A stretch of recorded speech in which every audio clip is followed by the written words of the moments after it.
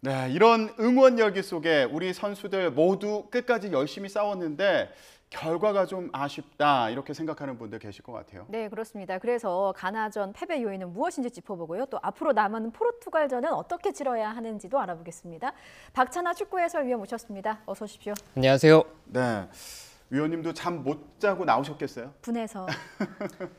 안타까운 것도 있고 네. 착잡한 마음도 있고 돌아보면은 아쉬운 순간들이 굉장히 많았던 경기였잖아요. 예. 곱씹어 보면 곱씹어 볼수록 우리에게는 뼈 아픈 경기였다. 너무나 안타까운 경기였다. 이런 말씀밖에는 할 얘기가 없을 것 같습니다. 구체적으로 어떤 부분이 그랬습니까?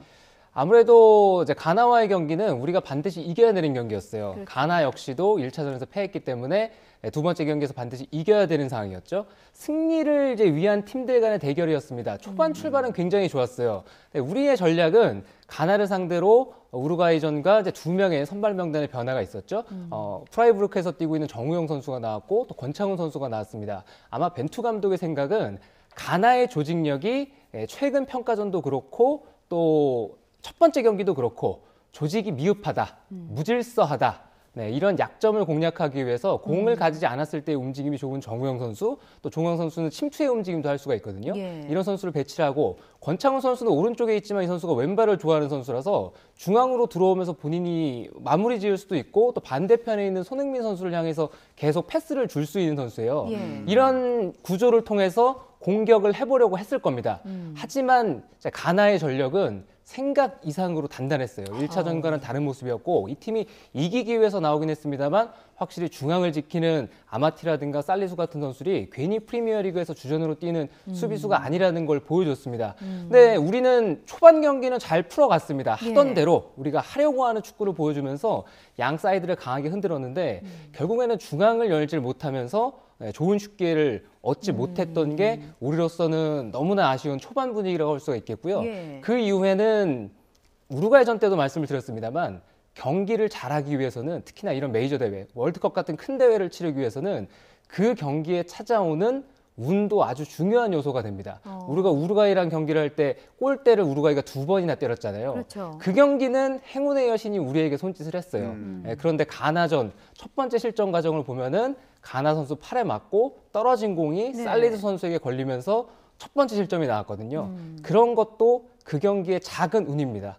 핸드볼 상황은 아니었는데 팔에 처음에 맞았던 선수가 직접 골을 넣었으면은 그거는 핸드볼 반칙이에요. 예, 근데 그 선수가 아니어서. 그 선수가 아니라서 그 공이 흘러나와서 살리스 선수에게 연결이 됐기 때문에 우리로서는 불운한 상황이었고요.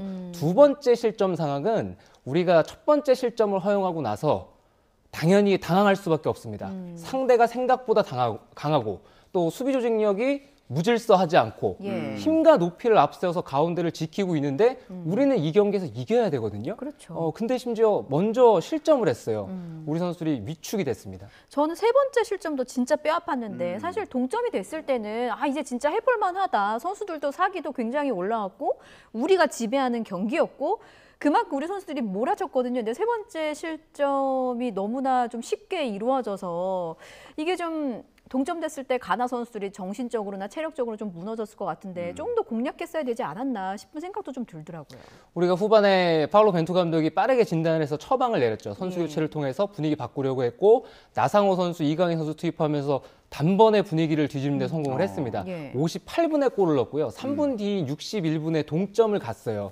그때는 상대가 흔들리고 있었고 우리는 KO를 시킬 수 있는 절호의 기회였습니다. 실제로 우리 선수들이 굉장히 공격적으로 경기를 했고요. 흔들리는 가나라는 걸 알고 있었어요. 그런데 그럴 때일수록 항상 조심하라는 얘기는 틀리지 않았습니다. 우리가 서두르는 경기 운영을 했고요. 수비 상황에서는 조금 기다렸으면 하는 아쉬움이 있거든요. 세 번째 실점 상황, 시작되는 과정을 보면 토마스 파티 선수의 턴 한 번에 우리 수비 두 명이 바로 열리거든요. 그런 장면부터 해서 곱씹어 보면은 아쉽지 않은 순간이 없다는 게 그 시작점부터 그렇고 이번에도 행운의 여신이 우리에게는 손짓하지 않은 게 크로스 상황에서 분명히 이냐키 윌리엄스에게 좋은 기회가 온 건 맞아요. 근데 거기서 빗 맞았습니다. 그 공이 왜 거기로 가나요? 그러니까요.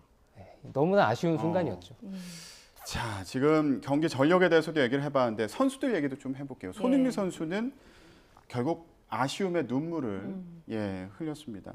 자, 하지만 지금 경기 끝나고 나서 보니까 얼굴이 퉁퉁 부어 있어서 팬들의 걱정을 사기도 했는데 손흥민 선수의 투혼은 정말 박수 받을 만하다. 예, 그렇지 않습니까?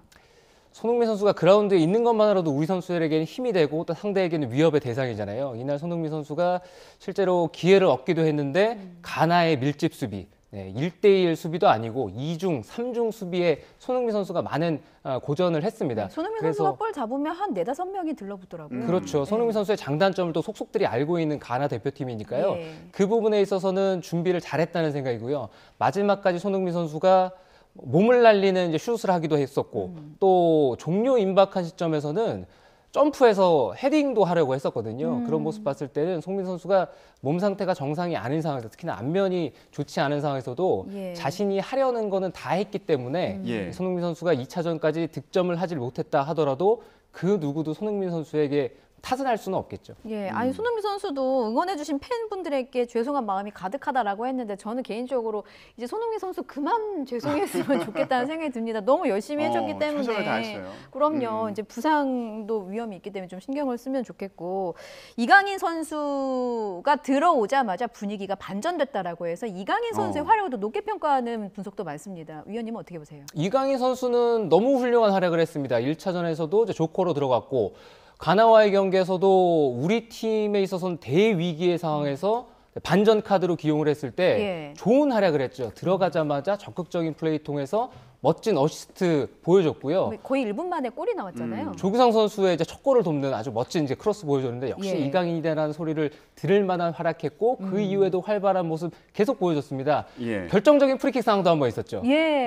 아티지기 골키퍼가 그렇게 좋은 골키퍼라는 생각이 안 들었었거든요. 영상도 찾아보고 1차전 결과도 보고 했을 때는 골키퍼가 가나의 약점이다라는 생각이 들 정도로 뭔가 어설프고 이런 모습이 있었는데 우리와의 경기에서는 가나의 골키퍼도 철벽이었어요. 조규성 선수 활약도 빼놓을 수가 없습니다. 한국 축구 월드컵에서 지금 본선 처음으로 한 경기에서 멀티골을 기록한 선수가 됐어요. 잘생겼는데 축구도 잘하는. 많은 분들이 외모 얘기도 많이 하시더라고요. 진짜. 35, 36호 골을 터뜨렸습니다. 조규성 선수가 이번 월드컵에 대한민국 첫 골이자 이제 두 번째.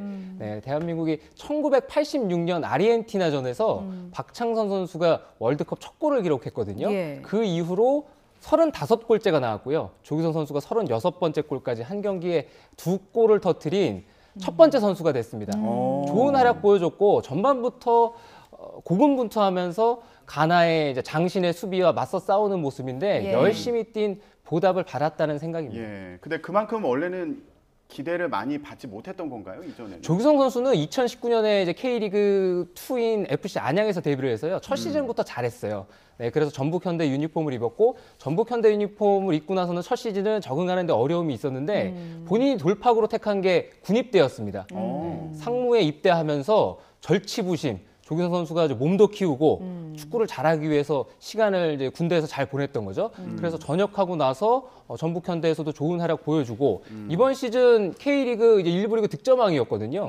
그럴 정도로 K리그에서도 준수한 활약하고 있는 공격수였고 파울로 벤투 감독이 21년 9월 달에 대표팀 데뷔전 치르게 해줬고요. 월드컵까지 계속 좋은 활약입니다. 오늘 기사 나온 거 보니까 조규성 선수가 하마터면 선생님이 될 뻔했는데 국가대표 이렇게 월드컵 팀에 나가가지고 2골을 터뜨린 또 주인공이나 됐습니다. SNS 팔로워 수도 100만 명 이렇게 넘어섰다는 얘기도 있고요. 이제 포르투갈전 잠깐 짚어보겠습니다. 이게 경우의 수를 좀 따져봐야 되는 또 저희가 산수까지 해야 되는 상황이 생겼는데 포르투갈전에서 이겨도 저희가 16강에 진출하려면 뭔가 좀 다른 결과를 기다려야 되는 건가요? 가나와 우루과이전 결과가 중요한데요. 골 득실이라든가 다득점까지도 가게 될 수 있는 상황이 있습니다. 근데 중요한 건 우리가 포르투갈을 상대로 승리를 해야 된다는 거. 그 전까지 우리 선수들이 체력 회복을 잘해야 되고요. 지난 2경기 동안 워낙 소모가 컸기 때문에 우리 선수들 회복만이 포르투갈전 필승 전략입니다. 자, 그러면 마지막으로 간단히요. 16강 진출 가능성 어떻게 점하십니까? 16강 진출 가능성은 지금으로서는 아주 크지 않다고 볼 수 있습니다. 하지만 제가 말씀드리고 싶은 건 24일 날 첫 경기를 했죠. 그리고 28일 날 두 번째 경기를 했잖아요. 4일 동안 우리가 정말 행복했습니다. 예, 지금 시국에 그 누구도 우리 국민들을 이렇게 설레게 만들고 기쁘게 해줬던 일이 없었어요. 네, 그럴 정도로 이 마음 그대로 갈 수 있으면 네. 다가올 주말에도 우리 선수들이 아주 큰 기쁨을 주지 않을까. 마지막까지 우리가 할 거는 응원입니다. 아, 그렇군요. 조규성, 우리도 예. 설레는 마음으로 그쵸. 응원 준비해야겠어요. 저희가 앞서도 얘기했는데 조규성 선수가 아직 포기하지 않았다, 어. 믿어달라 이런 말을 했잖아요. 또 이 예. 믿음을 주는 게 또 저희의 역할이 아닐까 싶습니다. 예, 또 기대감 넘치는 며칠 보내도록 하겠습니다. 박찬아 축구 해설위원과 함께 얘기 나눴습니다. 고맙습니다.